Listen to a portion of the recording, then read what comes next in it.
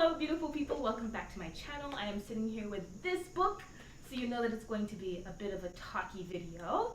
I just wanted to give you guys a bit of an exam update because I am done with exam week. Woo! I'm so happy about that. I'm just so happy to be done with exam week.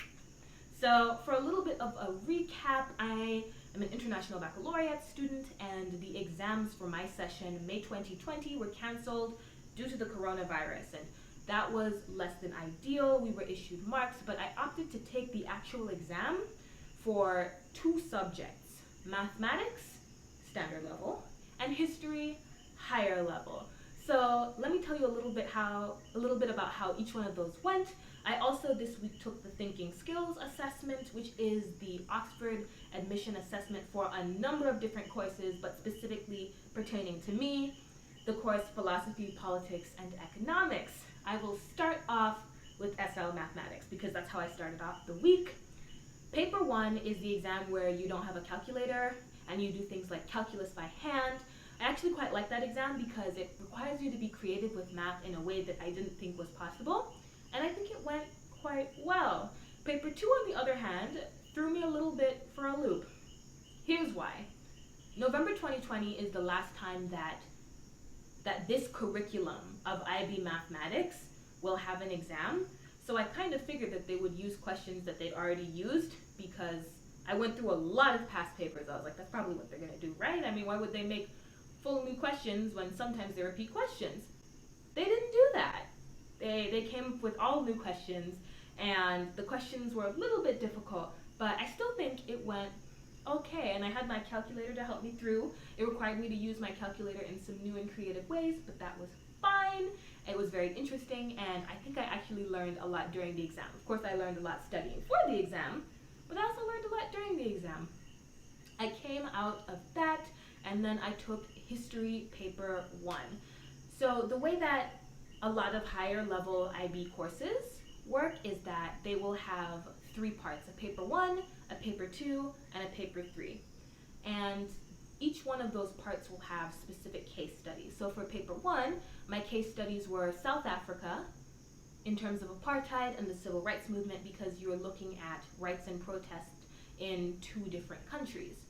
That was really interesting. I can't tell you which one they did because I can't tell you about the specifics of my exam unless you're in my cohort, of course, until I believe it is a week from now. Suffice to say, it was a really, really interesting thing to study in these 2 different countries and even to see the parallels between them.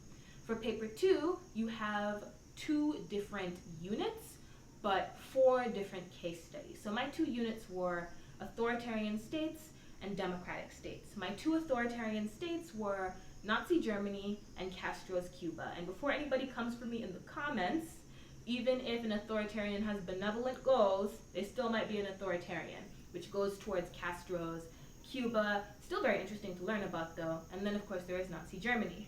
The democratic states that I looked at were the Weimar Republic, which was the ill-fated republic that happened right before Nazi Germany. Fun fact, they had one of the most democratic constitutions of their time in 1919. And then the other democratic state that I looked at was the United States, but specifically for the time period 1953 to 1973. 1950 Eisenhower to 1973, around the time of Nixon. For Paper 3, what happens in history is that you kind of get a region. So my region was the Americas, and oftentimes when we think about America, you might think of the United States, but in IB history, when we're talking about the Americas, we're talking about everything from Canada all the way down to Chile. So you also get to have 3 to 4 units that you look for in that. My units were nations and nation building, looking at the beginnings of the United States, you know, the Articles of Confederation, the U.S. Constitution of 1787, everything in between. Shout out to Shays Rebellion. I also chose to look at slavery because I thought it would be interesting to look at both for history, but also for the economic impacts that it has had on my region. And the interesting thing about slavery as a case study for IB history is that you look at it from 1500 to 1800.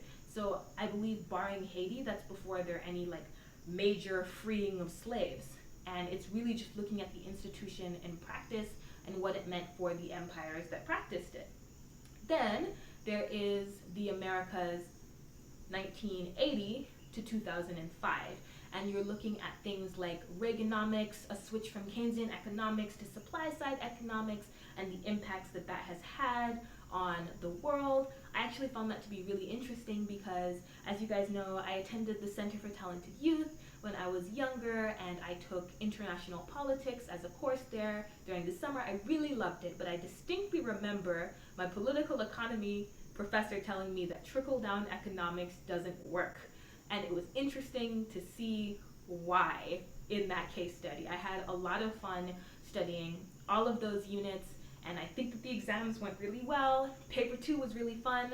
They threw me for a loop on those questions, but it's okay. Paper 3 was really, really awesome. I think the questions aligned really well with the specifics of what I really had wanted to focus on, and I felt good about that. I also just wanted to say thank you so much for all of your well wishes and prayers.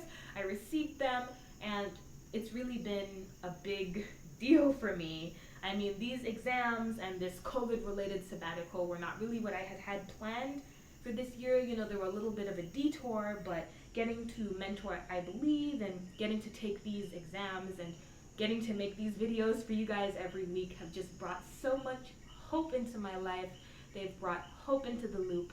And the last thing that I wanted to say is that now that I can focus a bit more time on it and don't have to look so much for studying for my exams, I have some new music things a brewing, and there will be a new song next week, so please check back. Bye!